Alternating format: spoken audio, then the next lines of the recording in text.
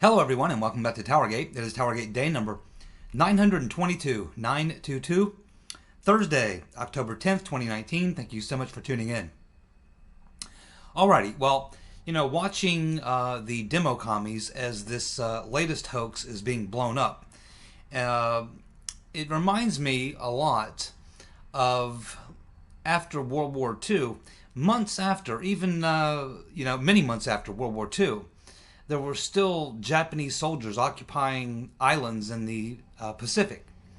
And they hadn't been told that the war was over. They were still fighting the war. Many, many months later, they were still fighting the war. They didn't know the war had ended. In a lot of ways, the demo commies remind me of those Japanese soldiers in the South Pacific. They haven't seemed to figure out that this particular battle is definitely over. And in fact, the war is over. They've lost, and they've lost big. But they can't seem to understand it, so they continue to push. Even when the entire plot, this latest plot, the Whistleblower plot, not only has been blown up, but more information comes out every day to prove it wasn't just, some crazy Democrat with an overactive imagination. No. It was an actual plot. It was a frame-up. It was a setup, just like many we've seen before. Because the deep state coup attempt has never ended, because they can't allow it to stop. They must succeed at whatever cost. Because everything is on the line. And now that they know that Barr and Durham are actually going to get to the bottom of their crimes, they're really freaking out. I mean, they're acting in a desperate way because they are desperate. It is exactly what it appears to be. They are desperate, and that's why they look desperate. And they're doing things that are completely unhinged. No sane, rational people would ever continue to push this thing as far as they have. The fact that it's been debunked every day, we learn more that exposes more about how this may not just be, again, just some Democrat with an overactive imagination. This is likely a very well planned out plot. I shouldn't say very well planned out. I guess in their mind it was, but it's certainly on the surface as it's being unwound. It looks like something they threw together pretty quickly, and it's not wearing very well. Let's put it that way. So, what can we expect from the demo commies and the deep state from this point forward? Remember, we're talking about the entire global crime syndicate being taken down, really by three men at this point: Trump, Durham, and Barr. They're really the three guys at the tip of the spear who are onto the deep state, and they appear to be honest men. Certainly we know Trump is. Durham looks like a straight shooter. Barr is becoming more and more obvious that he was serious. And despite sometimes him doing things that give me pause, overall I have to say that particularly in the last week or two, what we're learning, it appears that he is the real deal. Which is what a lot of people who know him have been saying. So here's where things get dangerous. Essentially, you've got a wounded animal backed into a corner and it's fighting for its life. Everything is on the line. So here's what I expect will happen when it becomes obvious to the demo commies and the deep state that they have been defeated and there's probably no way out. I think that they will go for the scorched earth policy. I think that they will try to promote and incite civil unrest, mass protest, and the whole nine yards. They will try to concoct a narrative that Trump, the Orange Hitler, has now got his Mr. Goebbels, that would be Mr. Barr, in charge, and they are now going after Trump's political enemies, and they are destroying and gutting the Constitution in the process of doing this, going after the FBI, the DOJ, the intelligence communities, to do great harm to America and to weaken our position in the world and blah, blah, blah, blah, blah. They're going to lay out a whole list of things that would fit into this narrative, and then they're going to tell people and incite people to go out and take part in public demonstrations, mass demonstrations, and things and such. In other words, they're going to try to break the country. If they can't win, they're just going to blow the whole effing thing up. That's probably what's coming. So the only question is, how many crazy people are there? How many people are there that are stupid enough to believe this and crazy enough to go and act out on it? And I would say that there's probably a appreciable percentage of people who would do that, while the rest of us are just going to sit back in amazement and watch. It's not going to work either. But it is the only thing that it's the only thing that would, it's the last ditch. That's why they call it the scorched earth. I mean, once your army is pretty much defeated, you just set everything ablaze. You burn everything down. You burn the crops, you burn the horses, you burn down people's homes, and you leave nothing behind you but scorched earth. That is the likely destination that we're all heading. It's unfortunate, and it shouldn't really have to happen, but it's probably what I think is the most likely scenario, because we are dealing with crazed people who literally, it's a life or death situation for them. Many of these people are facing felonies, prison time. Many others are facing all sorts of other, probably non-judicial type punishment. The Democratic Party will be destroyed completely. Their entire leadership will have to resign. They'll be set back for 10 years. It could destroy the party.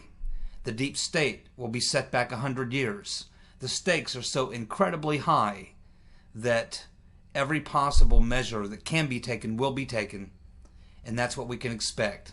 So we're all just going to have to suck it up and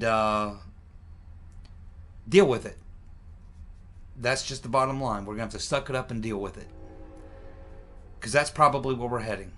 But in the end, and on the other side of it, while there may be lots of turmoil and upheaval and maybe some tough times, on the other side of it, maybe we will find the light of justice and liberty burning bright. That's what we have to look forward to. But I'm telling you, as much as I want to see this entire cabal brought down, and I do, and all of you do as well, I'm sure, we're not going to get there without paying a price, unfortunately. We shouldn't have to. We should just be able to unveil the truth, punish the criminals, and get on with our lives. But they're not going to let that happen. So unfortunately, we're all going to have to go through hell with them. We're all going to go through hell with them, and they're going to take us there. But we just have to stay in the fight. And like I said on several videos before, the toughest thing about Barr's job at this point, Attorney General Barr, is not to find the crimes. They left a trail of breadcrumbs a mile long to trace back all the crimes and who committed them. That's the easy part.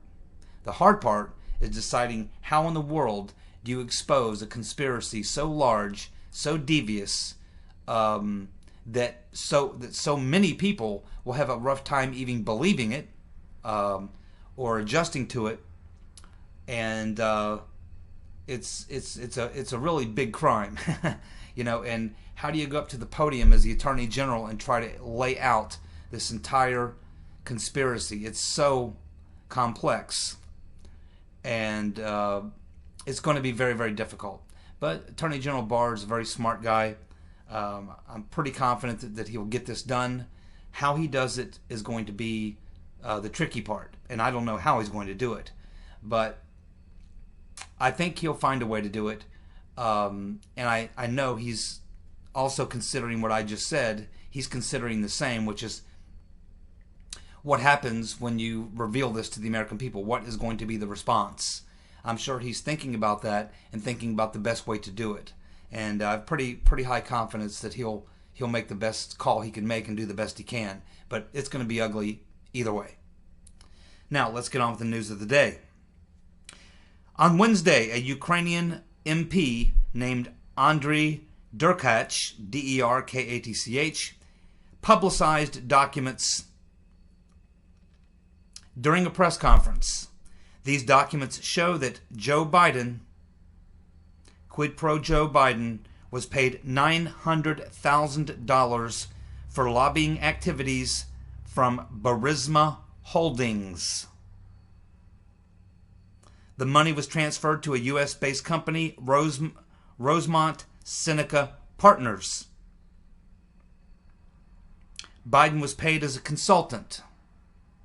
What Biden actually did was he actually assisted in closing cases against global elitists that were part of a global crime syndicate and who were being investigated. Like I said, this is a global conspiracy, not a national conspiracy. So there you go. More damaging information. I don't know how much more Joe can take. The Rotten Reverend's dropping everything she's got to make sure he's gone, baby gone. And it's really kind of a masterstroke on the Rotten Reverend Clinton's part, because she takes down Biden in a big way. And at the same time, she touches up Trump. And at the same time, it takes all the attention away from her corrupt dealings in Ukraine and focuses them on Biden. Hillary's crimes are not being talked about here because Biden's crimes are what everybody's talking about. And maybe that's the reason she launched it in the first place. It was a twofer. She takes out Biden, and by doing so, puts all the spotlight on him so that the spotlight is not on her. Because she also is involved in a great many corrupt Ukrainian dealings. In fact, it's a Ukrainian oligarch. A Ukrainian oligarch is the single largest donor to the Clinton Foundation, Mr. Pinchuk. Mr. Pinchuk, who was also involved in that little deal with opening up American technologies to various countries and to share these technologies, and he was in on that too. And Pinchuk plays both sides of the equation. He also has a lot of Russian oligarch friends. He's a Ukrainian oligarch, but he's got Russian oligarch friends, and Pinchuk would easily share whatever he's got with anyone who's part of his cadre, I guess you would say. So, yes, it's damaging on Biden, and it's probably, I don't know that you even need this. I mean, I think it's not that there isn't enough evidence out there to take Biden out, and if he was smart, he would have bailed out. It's just that it isn't being taken up by the courts. No one's trying to prosecute him for this, and he's getting total cover, or he was getting total cover from the media until about a week ago. And now he's pretty much hiding.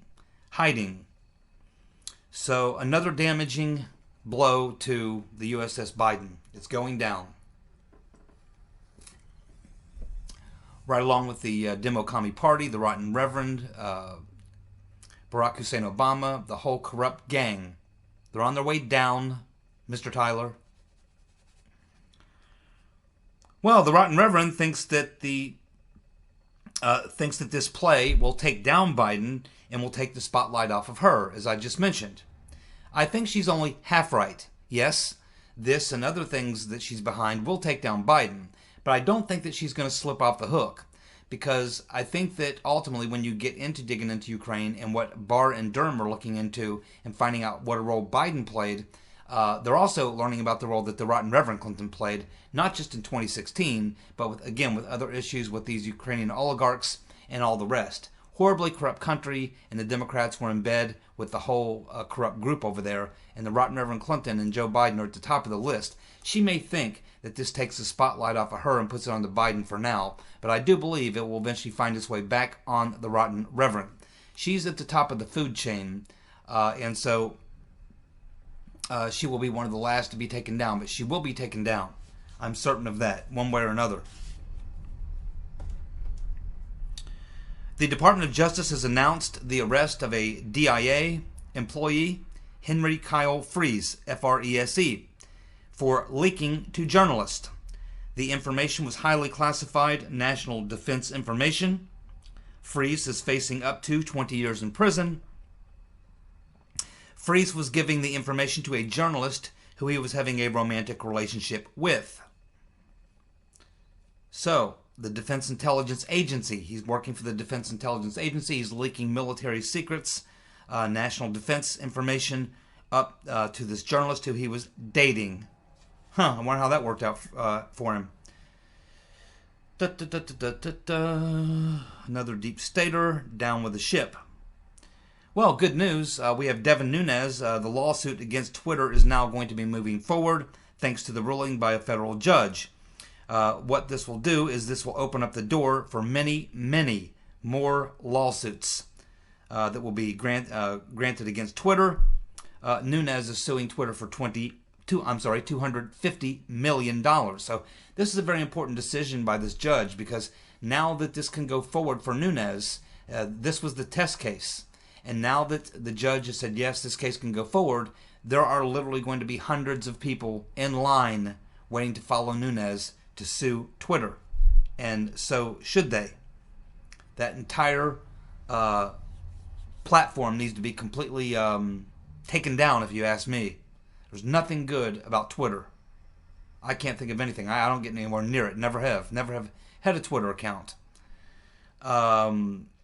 There's got to be a better way for people to send out information or comments or do something. It isn't Twitter. Twitter's completely corrupted. They're a dangerous corporation, just like Google and Facebook. They all need to be reined in. They're all public utilities in my mind and need to be regulated as such. Or they just need to be treated like what they really are. And if that was the case, then you could sue them. And it looks like this case, this ruling by this federal judge, is essentially signaling that. He's saying, okay, yeah, you can sue these people. And that's what really needed to happen here. So very, very good news. I expect that you will hear in the next coming days and weeks and months more and more and more lawsuits now being filed now that the precedent has been set. Awesome job by Devin Nunes to take this step and to be successful. He definitely deserves some credit there. Well done, Devin Nunes. We have Trump today being pretty active on Twitter. Quite a few things he did today on Twitter, but the one I enjoyed one of the most, my favorite tweets of the day by Trump on Twitter was when he called out Uncle Bob the Executioner, saying, "Can't let this pass," lying under oath. Absolutely right. Uncle Bob the Executioner ruined people's lives for having a memory lapse, for failing the memory test. And there he sits, lying his ass off. And it's not just about whether or not he was interviewing for the FBI job. There's many other lies. And that whole act he gave, Glenn Simpson, don't know if I've ever heard of him. No, doesn't ring a bell. Fusion GPS, I don't know. He was too dumb, too old, and too senile looking for me. I think there may have been a bit of a show going on there. I think Uncle Bob was playing a show there a little bit. I don't think he could possibly be that incompetent, that stupid, that uninformed. It just doesn't work.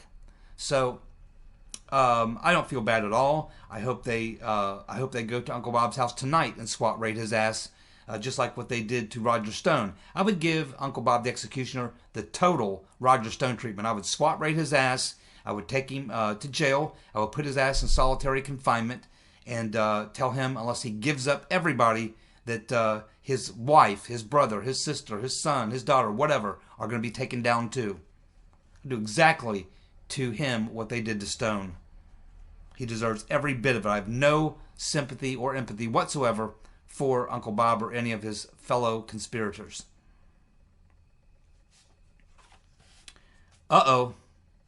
Ronan Farrow has a book out there, or a book coming out, and in his book, he is going to say that the rotten Reverend Clinton, the demonic buzzard, put pressure on him to spike his story on Harvey Weinstein. The rotten Reverend put pressure on him to spike his story on Harvey Weinstein. Not only that, he's dishing out the dirt on, I think it's NBC, Matt Lauer's former employer, that they tried to get, when he had this story about Lauer apparently raping someone who also worked there at the network, that when he was wanting to come forward with a lot of this stuff as well as other things on Lauer, the network pressured him and to get him to spike all that information as well. So basically this is Ronan Farrow writing kind of a tell-all book, and we'll have to see what else is in here, but that's some pretty juicy stuff to start with, don't you think? Doesn't look good for the rotten Reverend, but nothing ever does, because she's rotten to the core. Gateway Pundit is reporting that former Ambassador Bill Taylor, he's the guy I was talking about yesterday, whose name I couldn't remember. Former Ambassador Bill Taylor likely is tied to the Ukrainian fake whistleblower hoax. Taylor is a former ambassador under Bush and Obama, and he worked for Democratic Senator Bill Bradley, who's also a former member of Hackloot. So, I was talking yesterday about this guy has to be deeply involved. I mean, nobody who's been around government, been in diplomacy, been part of administrations, been part of the deep state, the bureaucracies for as many years as this guy would ever say in any email or tweet or any communication, knowing good and well every bit of it is documented and recorded for history, would never make a comment such as, quote, "I think it's crazy to withhold security assistance for help with the political campaign." He was talking to the ambassador, Sondland, to Ukraine. So here he is suggesting to Sondland that, yeah, it's crazy to be withholding this money from Ukraine to help with the political campaign. And what he was talking about, of course, is this so-called complaint about Trump withholding money from Ukraine unless they investigate Biden. Now, of course, this is total bullshit. It's been debunked 100% on so many fronts. But the thing I'm focusing in on here is what I focused in on yesterday. There is no way a veteran government official would ever say these words. And look how he words it. He words it almost as if it's a statement of fact, which if you read the response to it is a complete strong rebuttal against it. Where someone comes back and says, there is no quid pro quo. There's nothing having anything to do with anything like that. That's just not true. So someone knocks it down. But clearly, Taylor was setting the table, hoping that Sondland would say something like, oh, yeah, well, that is pretty bad. Or if that's true, yeah, that is pretty bad. But that's not what he said. He came back and shot it down and said, that's not what's going on here. There's no quid pro quo, whatever. But clearly, as I said yesterday, this dude, Bill Taylor, this guy needs to be looked at and scrutinized very, very carefully. He is absolutely part of this plot, and this was a plot. And I'm kind of thinking that someone named John Brennan might have been doing this, might have been behind this, working on behalf of the Rotten Reverend and himself, because both of them know what's coming. And of course, we have Chief Spreading Bull, Hiawatha, busted, telling another lie. Of course, many of you are already aware of this. I haven't had a chance to get to it. It's been out there for a couple days now. But obviously, Warren was trying to make the case that she was fired because she was pregnant back in 1971 when she had a job as a teacher, teaching special education. But then, of course, we had some evidence come out, and then some other evidence come out. And today, someone finally got a hold of the actual records. The actual records. And what the records show is that Warren was not only fired, but she was offered a contract for the following year to continue on with what she was doing at the same exact salary. And in fact, she was not fired at all. She resigned. And the people who accepted her resignation at that school actually have a letter where they say, yes, we accept your resignation with regret. They were sad that Elizabeth Warren decided not to come back and return for another year. They already had extended her contract, and she just decided she didn't want to do it anymore. And now she's running around saying that she was forced out because she was pregnant. So she's caught in another lie. That's why we call her Hiawatha.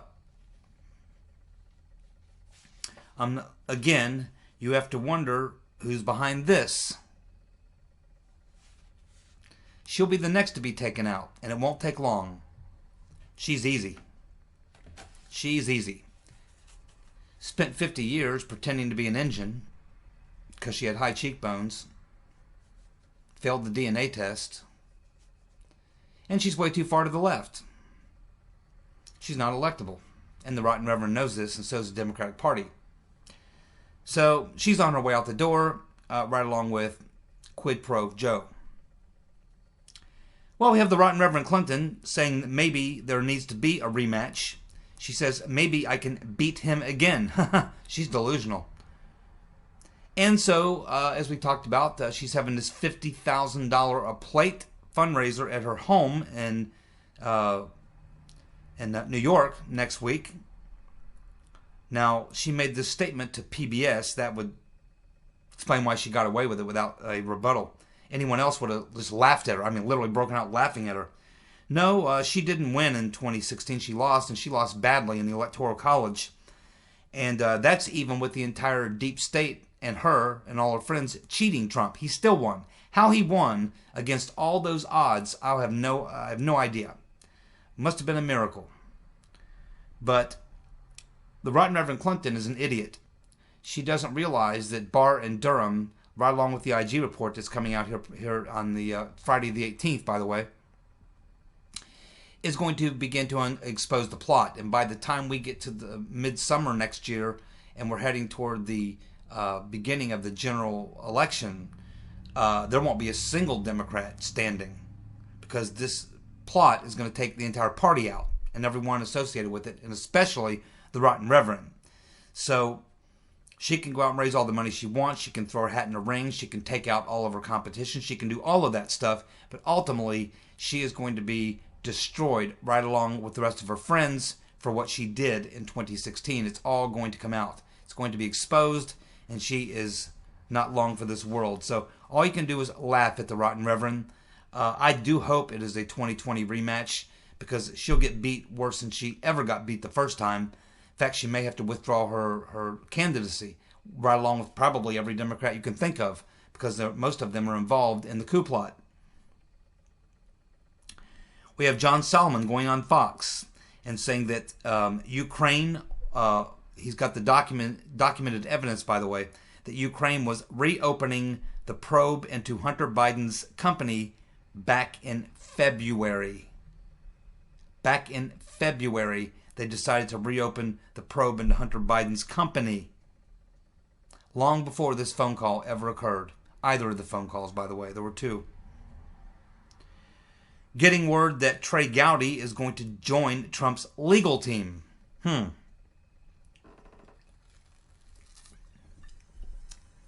guess that's good. Sky News. Sky News reporting that Attorney General Barr wants Mifsud. Barr wants Mifsud. He told the Italians and the Brits, I don't know which of you guys intel agencies are protecting him, hiding him out. I want him. Barr wants Mifsud. He wants to get him, and he wants to bring him back to the U.S. and interrogate him. He's a key player. He knows a lot of things. So it looks like Barr is hell-bent on tracking down Mifsud and bringing him back to be questioned here in the U.S. And he's hell-bent. Told the Italians he would be back. But there's also suspicions, I think, that he's possibly being protected by UK intelligence. So somebody's intel agency is protecting Mifsud. They're hiding him out. They don't want him talking. And Barr wants him talking. The president wants him talking. I don't know about you, but I wouldn't want to be Mifsud right now. The only thing I would say to Attorney General Barr is that if you want Mifsud, you better get to him quick. You better get to him quickly.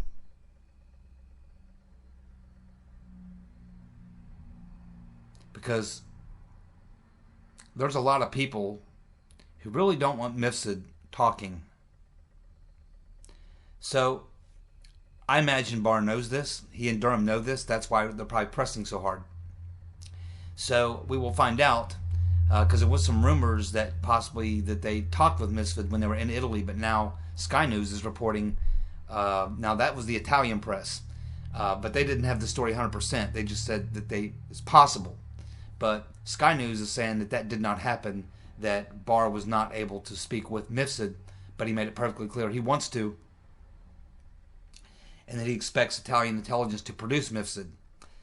Now, it could be British intelligence is hiding Mifsud, but whoever's hiding Mifsud, they're going to be putting a lot of pressure on somebody. They want to get to him because they know that his days are numbered. and they want to get to him before someone else is. Maybe they can put him in the witness protection program, which they probably would have to do because of what he would likely tell them if he's telling the truth, and I think he has no choice at this point. So anyway, that's pretty much what's going on right now. As I said, things are about to get very hairy. Things are going to get rough. The IG report now is scheduled to come out on October the 18th, next Friday. It is going to be a damning report. Maria Bartiromo reporting that she's being told it's as thick as a phone book. It likely will result in criminal referrals, whether those will be acted upon now or whether they'll just go into Durham's pocket to put them along with other criminal referrals he has on many of the very same people. I don't know. I do expect that after the report comes out within a week or two, Barr will probably make a formal announcement about his thoughts on that, as well as to probably inform the public that he has raised the bar, so to speak, on the Spygate investigation, and that it's now going to be going to a new level. It's been expanded. Mr. Durham is getting more attorneys, more office space, more resources.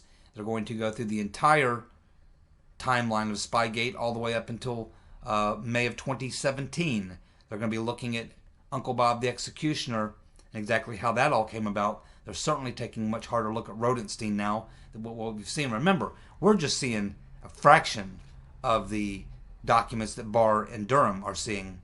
They're seeing a lot more than we've seen. They're talking to people we've never even spoken with or heard from. So they know a lot more than we know at this point. They must know something because Durham is expanding his investigation, getting more attorneys, the whole nine yards. So it's pretty clear, I think, and that's why we see the panic on the part of the Democrats and the deep state. They're willing to try anything to try to shut down Barr, Trump, Durham, whoever. We've reached a pretty dangerous point now, and things are going to start getting really hairy, I think, really crazy. So we just have to stay together, hang in there, follow the story every day like we have been, and I know that it'll all come out on the other side. It's going to be okay, but we are going to go through some very, very difficult and challenging days in the next probably year to 2 years ahead. There's going to be some very challenging days for the country, and for a lot of countries who are involved in this. But we'll get through it, and the country is a strong country. The majority of people in this country are reasonable, intelligent people who will be able to handle the truth. There are going to be some who cannot. There are going to be some who are going to be duped by the mind control, the propaganda. There are some who are going to be compelled to go out and act up. They will be whipped up into a frenzy by the left and their media allies. This is to be expected. This is standard business in this type of a situation. You can go back through history and see that this is how these things work. When the deep state gets trapped, they unleash everything they've got. And they break out the scorched earth policy, and they try to burn the whole effing thing down. It's where you go when you have nowhere else to go. So hang in there, everybody. We're doing well. Things are moving along just fine. The truth is coming out, and we're all going to go through hell, and we're going to go through it together. And on the other side, we're going to get the truth. And after all, that's why we're all here, isn't it? You guys have a good night. We'll see you tomorrow on TowerGate. Bye.